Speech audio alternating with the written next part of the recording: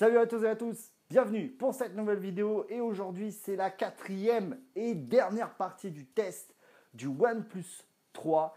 Aujourd'hui je vais aborder 4 points. Première chose, le design. Deuxième chose, l'écran. Troisième chose, le Dash Charge. Et quatrième, tout simplement, ma conclusion sur ce OnePlus 3.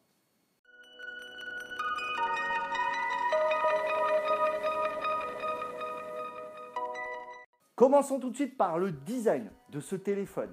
On va pas le cacher, OnePlus a pris une direction complètement opposée à ce qu'ils avaient fait avec le OnePlus 2, le OnePlus One.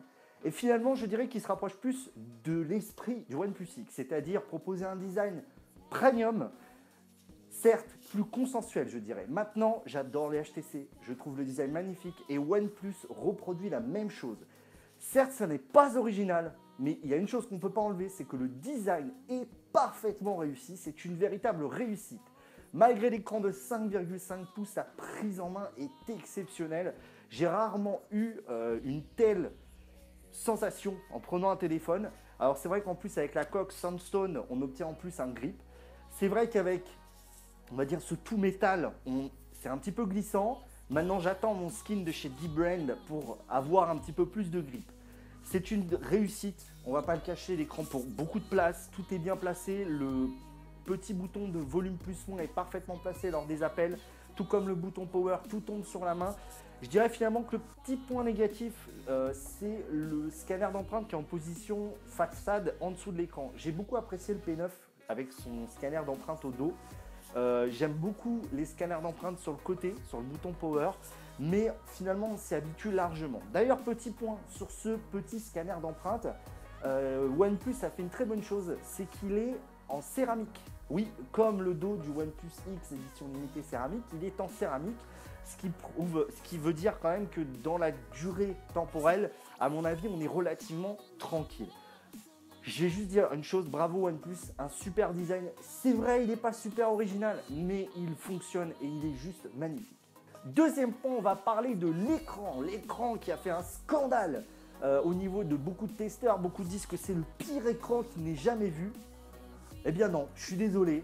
Je vais peut-être paraître un petit peu con, mais j'ai qu'un point à lui reprocher, c'est peut-être sa teinte de couleur un petit peu bleutée.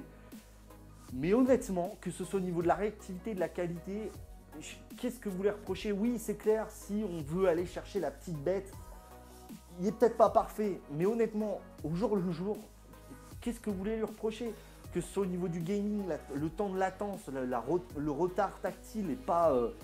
je veux dire, j'ai pas vu de différence. Arrêtons un peu de vouloir absolument trouver un point négatif. Il n'est pas parfait, mais il fait largement le boulot au quotidien. Je ne vais pas en dire plus. Oui, on aurait pu avoir du QHD, mais moi, la Full HD me suffit largement. Troisième et avant-dernier point de ce test dont j'avais envie de vous parler, c'est le Dash Charge. Dash Charge me mène tout de suite à l'autonomie. Oui, l'autonomie n'est pas exceptionnelle, on ne va pas le cacher. Mais même avec la Pebble de connecter, je tiens la journée. Je suis un gros utilisateur, j'utilise beaucoup de data, beaucoup de jeux, etc. Je passe ma journée, je finis à 22 h, j'ai encore 10% de batterie. Arrêtons. Et surtout, je ne me préoccupe pas de la batterie. Pourquoi? Parce que j'ai toujours mon Dash Charger dans la poche, dans le sac. Et en 10 minutes, je finis ma journée. Si jamais j'ai vraiment trop utilisé, je finis ma journée.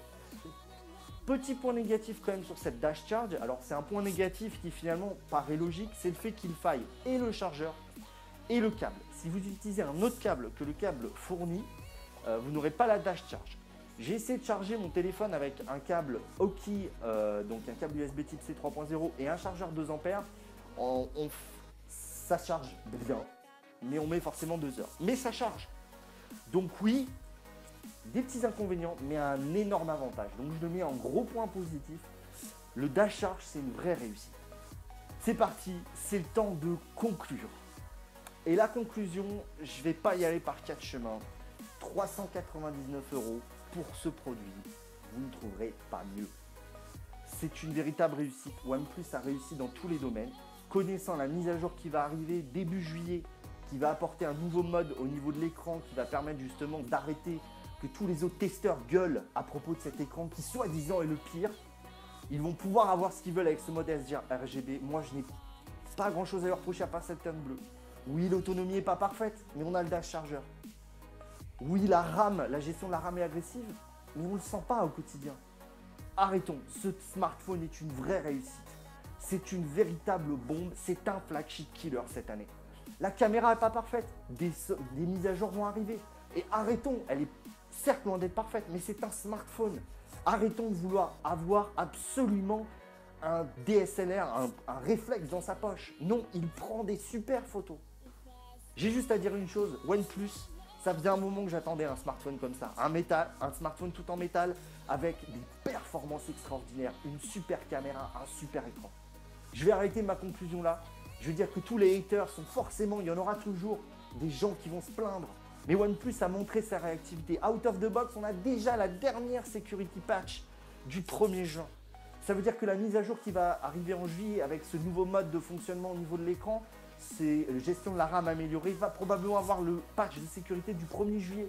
Quel constructeur peut se targuer de ça? Même quand vous payez un Samsung S7 800 €, vous n'avez pas ça.